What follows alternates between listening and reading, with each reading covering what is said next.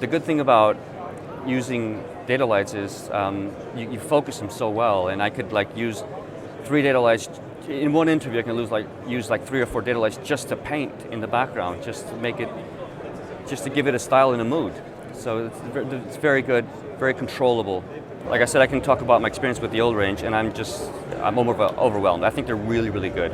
I've seen demonstrations where they're dropped in so they're still lit. They're dropped in water and stuff like that. So I think it's great. I think they're really good. Abel Cine is my dealer in Burbank, and they had a workshop that Dado gave.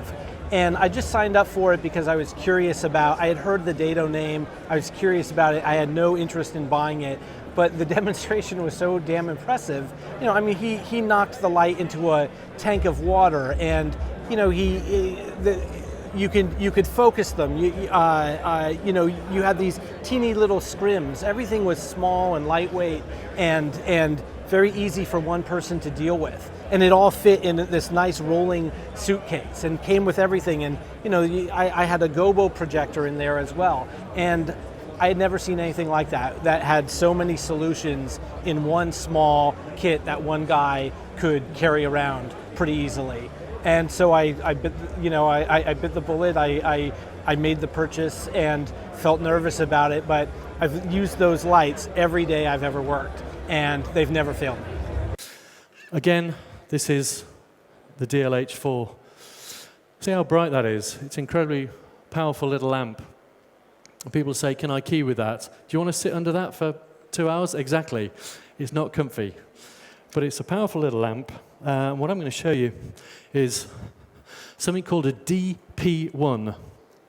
This is a little attachment that fits on the front of the Dado lights. It has a lens on the front of it. What this allows you to do, because you've attenuated the light off the background, you can do things with it. This is a little bit cheesy, but it's an idea of how you can simply and easily change the texture of that background.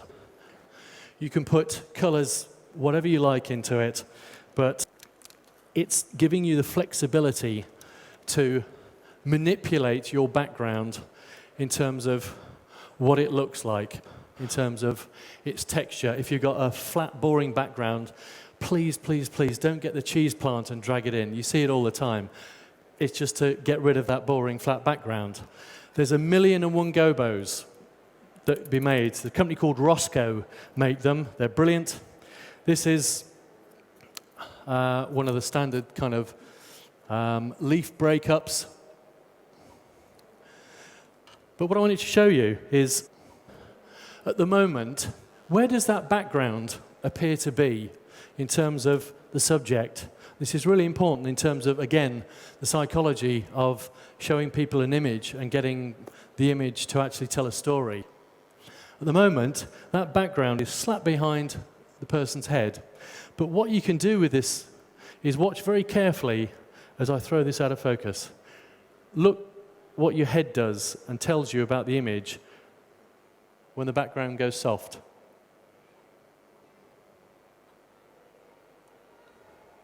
It's not very smooth, but suddenly, as the background goes soft, the subject comes away from the background. And instantly, you get a feeling that there's a distance there. And that distance is important, because even though that wall could be a couple of feet away, if you project an out-of-focus soft image on it, it will give you the impression that you've got something three-dimensional there, because your brain says if it's out of focus, it's got to be further away. So again, instantly, you're starting to create the illusion, this illusion that you've got something three-dimensional there, which is quite exciting when in a really simple situation. This is just a talking head against a wall. So, you can play with all sorts of colors, shapes, etc., to get interesting backgrounds and colors. It doesn't take an awful lot of effort with these tools, because they're just designed to do this simply. They're designed by cameramen who know what we need to actually craft simple, quick images.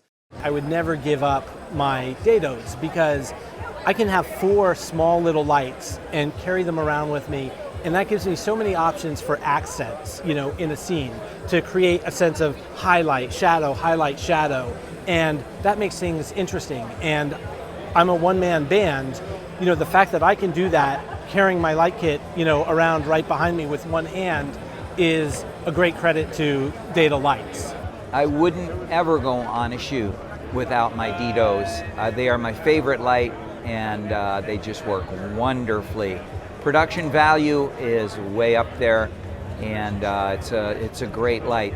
But no other light that I know of is really acceptable to project a pattern onto skin, and the DDO works wonderfully. And that's my favorite thing to do with the DDO. I do use them for other things.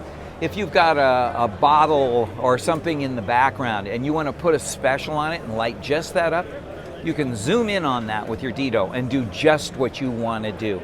And that's a wonderful option as well.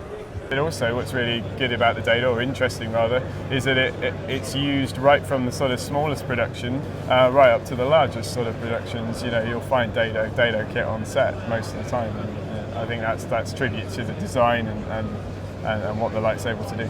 And they're not overly fragile like other lights. You can throw them around a bit more. It's not that you should, but... I'm very excited to see more product coming from Dado, and I, as always, just expect the best. 150 watts. You can do so much more with them.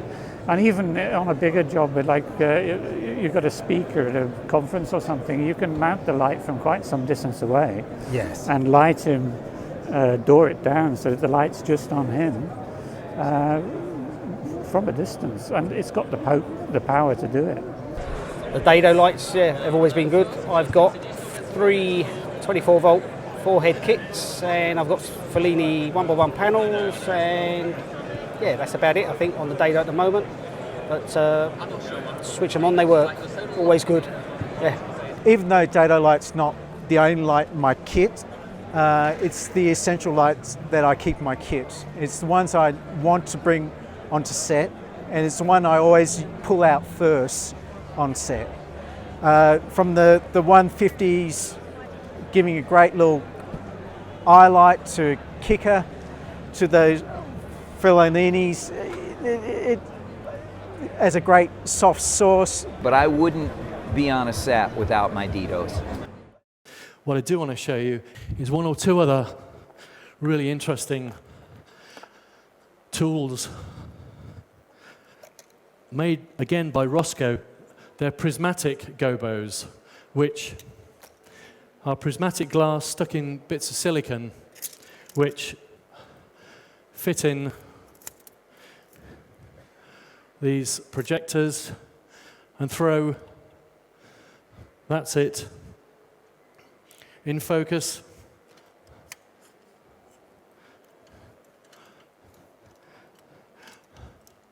And as you throw it out of focus,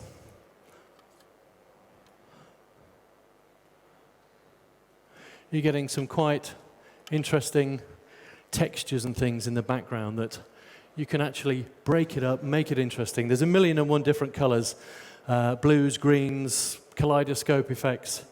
So it's one of those things that is up to you in terms of creating interesting images, interesting backgrounds. If you want to put a logo in there, I could put another gobo up with your company name or product on it and put it straight into the background, so you're not having to do it in post-production. I'm an organic filmmaker.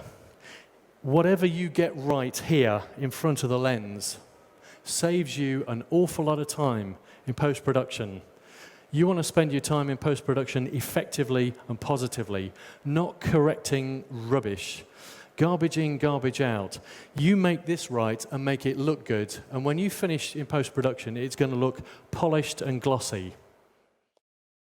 I can't imagine doing a shoot without Dado's equipment. I just can't imagine it. We all use it. I mean, whether you're doing a newsreel, you're doing a big movie, we all use Dado equipment. Well, I started using them right at the beginning, in the 80s when they first came out, and they're a godsend. You get a kit of 4, and they're so versatile. But they soon established themselves, certainly in commercials, and that was part of the, this sort of light was part of that movement forward.